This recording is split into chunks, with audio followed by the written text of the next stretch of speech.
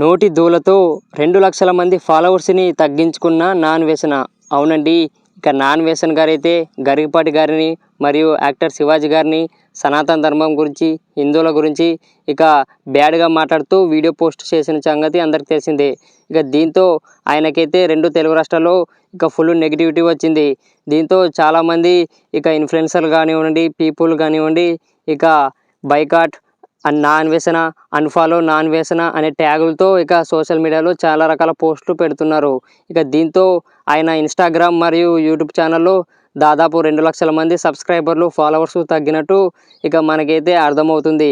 ఇక దీంతో ఆయన సారీ చెప్పాడు. అయినా కూడా జనాలు వినకుండా ఇక ఆయనపై అయితే ఫుల్ నెగిటివిటీ వచ్చింది. ఇక ఏదేమైనప్పటికీ ఇక నాన్ వేసన్ అయితే అలా మాట్లాడడం కరెక్ట్ కాదని ఇక నా అభిప్రాయము. ఇక చాలామంది అభిప్రాయం కూడా అదే. ఇక ఆయన యాటిట్యూడ్తో అలా నోటితో మాట్లాడుకొని ఇక నెగిటివిటీ జనాలని తెచ్చుకోవడం జరిగింది. ఇక 2,00,000 మంది ఫాలోవర్స్ తగ్గారు ఇప్పటిదాకా. ఇక తగ్గే కూడా అవకాశం కూడా ఉంది.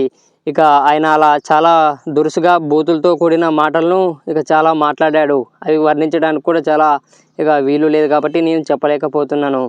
ఇక ఆయన ఎన్ని క్షమాపణ వీడియోలు చేసినా కూడా ఇక జనాలు అయితే క్షమించేలాగా కనిపించడం లేదు. ఆయనపై అయితే ఫుల్లు ఇక కేసులు కూడా పెట్టడం జరుగుతుంది. సనాతన ధర్మం గురించి, హిందూ ధర్మం గురించి తప్పుగా మాట్లాడినందుకు, ఇక హిందువులని తక్కువ చేసి మాట్లాడినందుకు ఇక చాలా నెగిటివిటీ అయితే ఆయనకు వచ్చిందని చెప్పొచ్చు. ఓకే గాయ్స్, నాన్ వేసన్ గారిని మీరు అన్ఫాలో చేస్తారా, సబ్స్క్రైబ్ చేస్తారా? మీ అభిప్రాయాన్ని కింద కామెంట్ చేయండి. ఇక ఈ వీడియోని లైక్ చేయండి. ఇలాంటి ఇన్ఫర్మేషన్ కోసం మన ఛానల్ సబ్స్క్రైబ్ చేసుకొని సపోర్ట్ చేయండి. Bye bye.